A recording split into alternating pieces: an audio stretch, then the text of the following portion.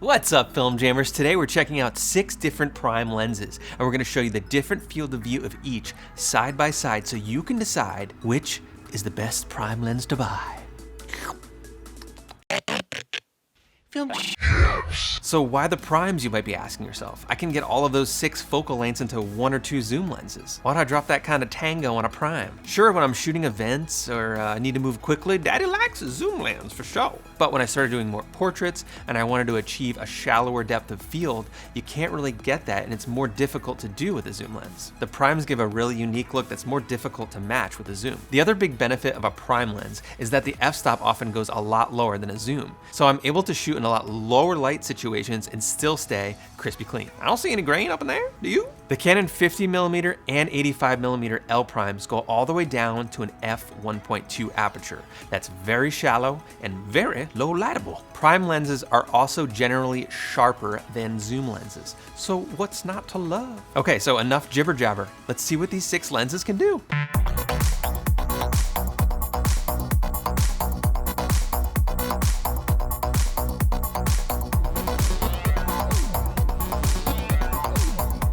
We're gonna shoot the same setup with our camera and subject in the same positions. The only thing that's gonna change is the lens. So hopefully you'll be able to see how the more wide angle lenses have less depth of field, and also how they might distort a bit, and how the more telephoto lenses compress the image.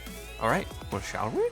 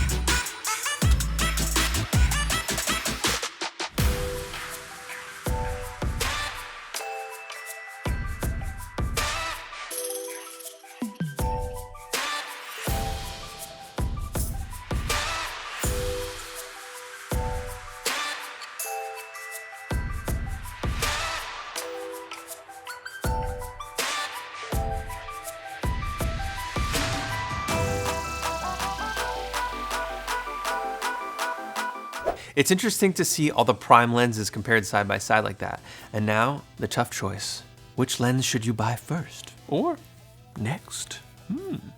Me personally, I started out with the 100mm macro L Prime. I was able to shoot portraits on it, and it's one of the cheaper L Primes. And out of all the EF L Primes, to my knowledge, it's the only one that has IS, or image stabilization, built in. Then I got the 24mm Prime, as I wanted a shallow wide angle lens. But I don't really even use that lens that much. Then I got the 50, then the 135mm, then I bought the 85mm, and lastly, I got the 35mm L Prime. Now looking back, I don't really use the 135mm or the 24mm primes that much personally. They were some of the first primes I bought, but I feel like they're more specialty lenses, and I probably would have waited on those. I think my favorite prime lens is the 85mm. It just has a special quality to it. And then my next favorite is probably the 50mm for portraits. I really love the 35mm as well for shooting interviews. It gives you just enough wide angle field of view, but also enables you to single out the subject using a shallow 1.4 aperture. And that really separates the subject from the background. It's a pretty unique look, and I really like that. So if I could have just 3 prime lenses, I'd probably go with the 85, the 50, and the 35mm primes. And if I was just starting out and I knew what I knew now, I'd probably do the 50mm first, as I could use it for portraits and also to shoot interviews. Then I'd probably get the 85 and then the 35mm. But that's just my 2 cents, you know?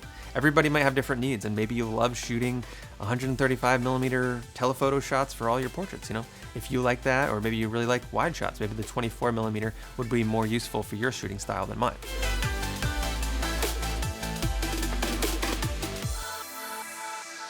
Hopefully showing you these different side-by-side comparisons of the lenses was helpful, and maybe it'll help you decide which lens to buy. All right, well, we've got links below to all the lenses. If you want to pick one up, please make sure to like and subscribe, and we'll see you next week.